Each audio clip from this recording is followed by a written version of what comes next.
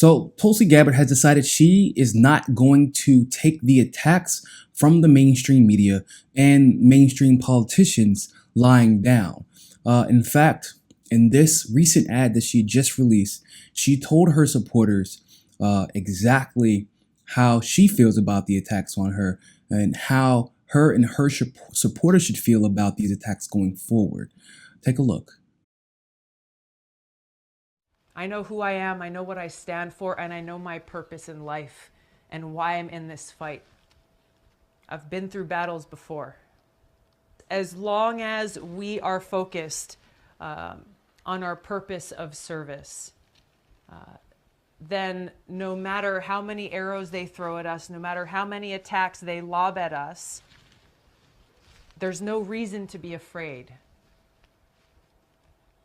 They're attacking because they're afraid. Yeah. That's what's happening. Yeah. They're afraid of being exposed. They're afraid of the truth. They're afraid of the power of the people, recognizing that we won't be blindly led or abused or cheated. So every time you see these bad news stories come out or you see these things happening, first of all, notice that it's almost never about the substance of the issue. It is almost always about name calling and cheap attacks because they can't argue on the substance. I look forward to those substantive debates. We are going to have different ideas on issues. That's what our politics should be about. But when you see those attacks come, know it's because they're scared and know that what we're doing is working. So, once again, another fantastic ad. Can I just say that so far, there is not any ad that has come close to the ads that Tulsi Gabbard has released. Is that something we can all agree on? Like, I think the one that may have came closest was Cory Booker's ad, but that was totally disingenuous. Nobody really believed it. He has a few loyalists in New Jersey and up north, and some Democratic Party loyalists that are going to vote for him regardless. But like, let's be honest, right? Nobody really believed that ad. Boy, you just became black like 2 weeks ago, and that's just based off of everything we've known about you up until this point. People in New Jersey know about you, so nobody believes it. But with Tulsi Gabbard, you don't get that feeling. There's an air of sincerity. It's an ad, but like, this is a real speech she gave. This outfit that she's wearing, that's how she dresses. It's not a facade. This is who she is. And the fight that she is bearing I feel like it's not even just for the progressive movement. Tulsi Gabbard is fighting for the soul of humanity right now. Showing how once one experiences certain things, once you realize certain things, you go down this rabbit hole, and it really challenges and tests your integrity. And you have to be willing to roll with the punches because, of course, people are always going to bring up your past. And as a public figure, that's something she has to deal with. But she just stays tried and true. And you can't really get any better than that. So I love that fact. Now, I want to go to the substance of what Tulsi Gabbard was discussing in her ad.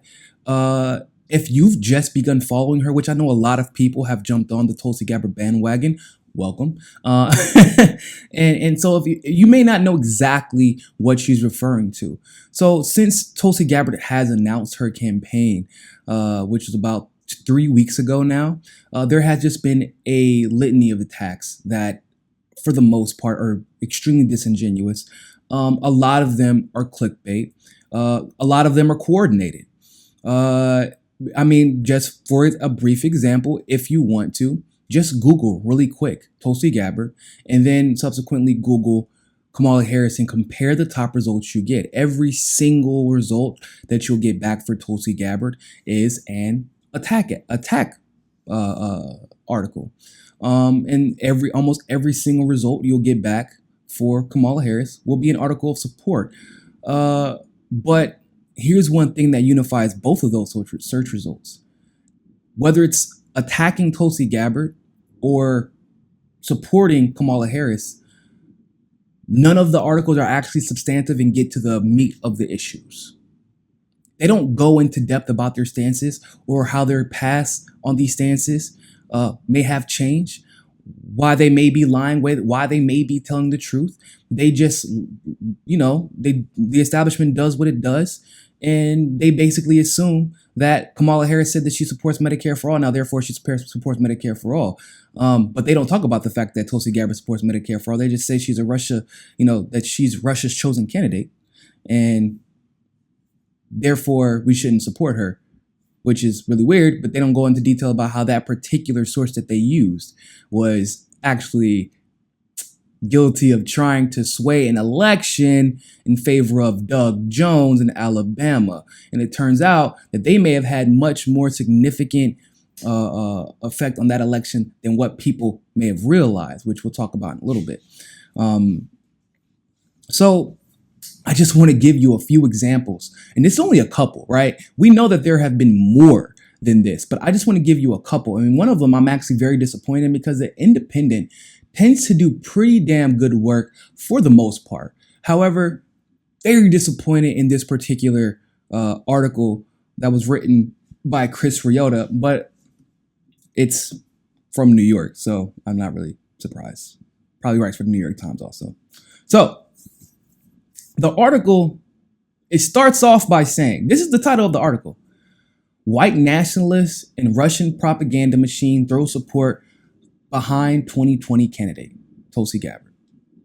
I'm not going to read the whole article, but I just want you to understand what she talks about when she says this is substantive. Like, this isn't substantive discussion. This is not a comprehensive discussion about the issues. It's just clickbait and attacks. And this is just, once again, another perfect example of that. Tulsi Gabbard has only just launched her 2020 campaign, and yet she's already attracting the support of some of the most controversial entities in American politics. Take, for example, the Russian propaganda machine that sought to sow division in the United States and influence the nation's 2016 elections. An NBC News host, NBC News analysis shows sites linked to Russian influence operations celebrated Gabbard's announcement when she said on CNN that she was expecting to launch her formal bid in the coming weeks, and defended her positions on Russia and her 2017 meeting with Syria Bashar al-Assad, and attacked those who have suggested she's a pawn for Moscow. The analysis looked at the slate of the major English language news sites used. So once again, this isn't getting to the substance of the issues. First of all, this article was released 2 days ago. Do you understand that they are using an analysis that has been actually and substantively debunked? Fact. This is a fact. This has been debunked.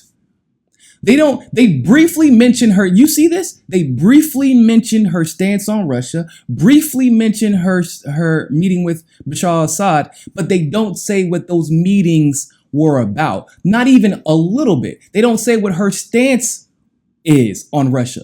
They don't even try. What they begin to do is tacitly associate her with the negativity surrounding those two issues.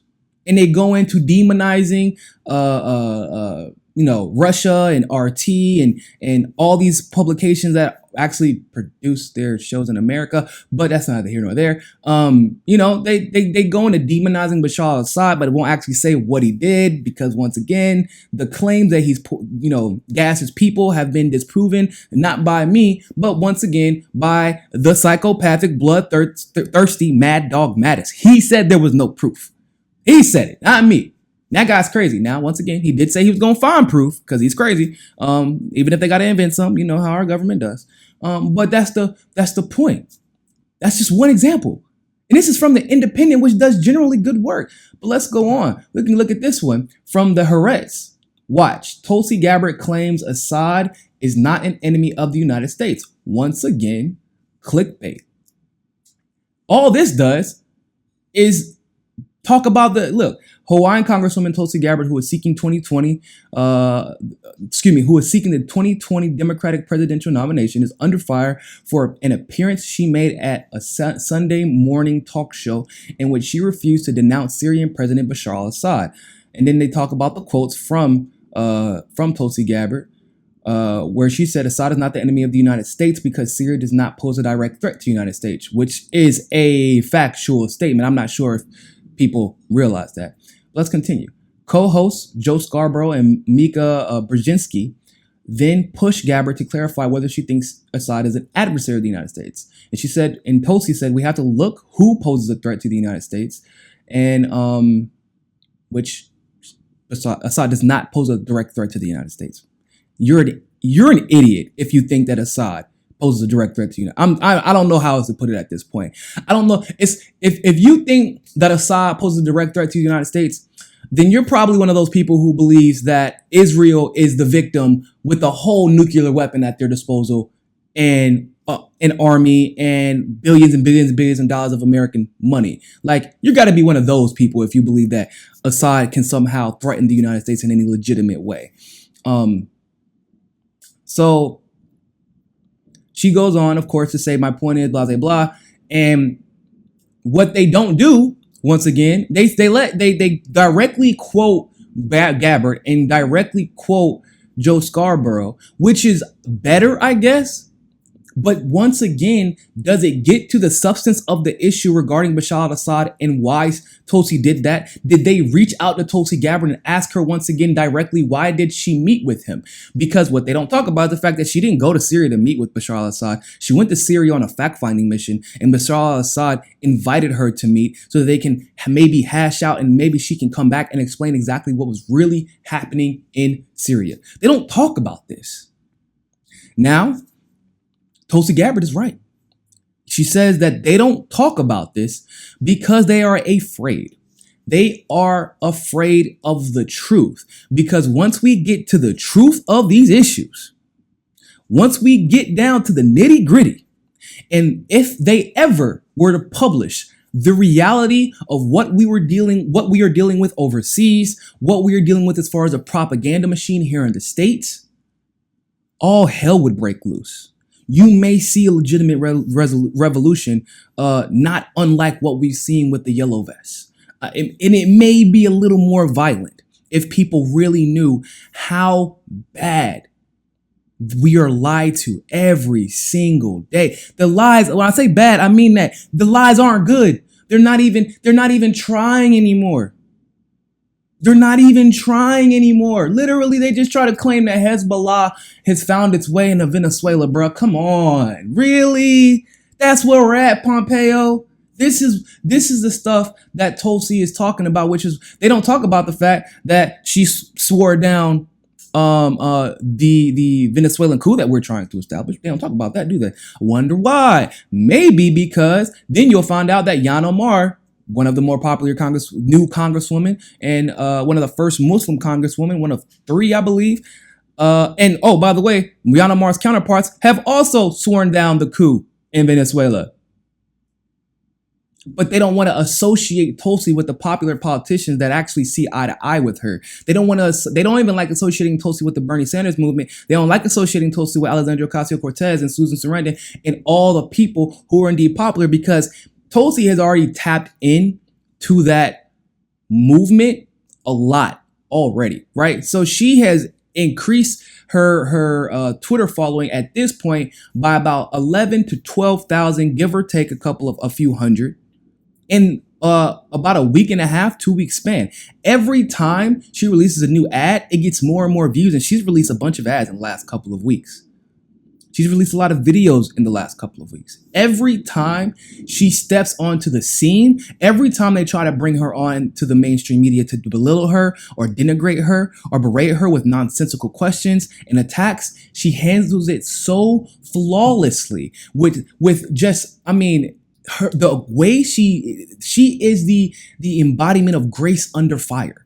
And she does it so well that people, they just instantly fall in love with her. Like I said, when she speaks, she's just very enchanting because there is something about someone who's genuine, someone who's evolved. I said on Twitter the other day, and people don't realize this, but Tulsi's rather young, believe it or not. Tulsi is just turned 37. So she technically would be, if she won, the very first millennial president. And she really is a good representation of what we had to go through as millennials. All of us have had to really break the chains of indoctrination. Some of us were religiously indoctrinated, right? If you lived in the South, that probably falls, you probably fall in that category. Some of us were indoctrinated by culture. Some of us were indoctrinated by this idea of American exceptionalism, because we were really the last generation that, played outside before technology came and took over. We have a very unique culture as far as, when being compared with I believe it's centennials, the ones who came after us, and the ones who can't imagine what life is like and was like without a cell phone.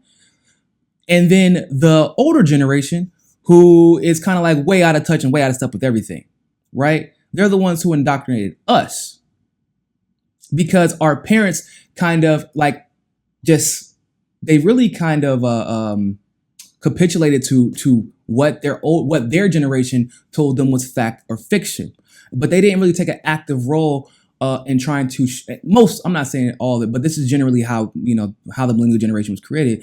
They just accepted the pull up your bootstrap. When I was your age, I had all the money, I had all the opportunity in the world to go to work. You should be out of the house, but things like that. Now our parents are waking up because millennials are taking a more active role, as most of us are adults now. We're taking an active role and kind of reshape our parents. So now our parents are actually capitulating to millennial ideologies that we've evolved and grew to develop as we become more educated, as information has become more available. And now our parents are listening to us more so than they're listening to the really antiquated ideologies of their parents. So that's a good thing. And Tulsi, once again, is the embodiment of that. As an example, Tulsi is firmly for the LGBTQ community. When she was young, 21, wasn't that way. Why? Religious indoctrination will do that to you. Here's what has also changed, and this is something that also doesn't get discussed. The fact that her dad came out and apologized for the trauma that he put Tulsi through. That doesn't happen often. It's happened more now, where parents are actually apologetic. But that took the evolution of Tulsi. Once again, a millennial. Tulsi is that. So that evolution is no surprise, in my opinion. In fact, it's emblematic of what we've seen. I've been through it too. I used to be a hardcore religious Presbyterian Christian. Well, I wouldn't say I was hardcore. Church every Wednesday, every Sunday, sometimes on Saturdays, religious retreats, which were really fun, by the way. We went on a lot of ski trips. Went to a Korean church for 10 years. That's neither here nor there. Long stories, great times. But I just relish in the fact that the first millennial president would be and will possibly be Tulsi Gabbard, because there's really not anybody else who can reflect what we are that's in a position to win more than she is. That's amazing. That's what they're scared of. The evolution and the revolution that is to come if a millennial was to get into office. Because we know what legitimate and genuine evolution looks like. This is it. But here's the problem. They know as well, and they'll do anything in their power to stop it. But, like Tulsi said, we will not fear them. We will stand up to them. And we will take on the challenge. Thanks for watching that segment of Mi Casa es Su Casa. You can donate to our Patreon and keep helping the network grow by clicking on the link in the description below. And also, make sure you join us at JustNForm.com. And finally, make sure you subscribe to us on Roku and be part of the very first independent news network on Roku TV. But more than anything else, always remember, find your balance. Peace.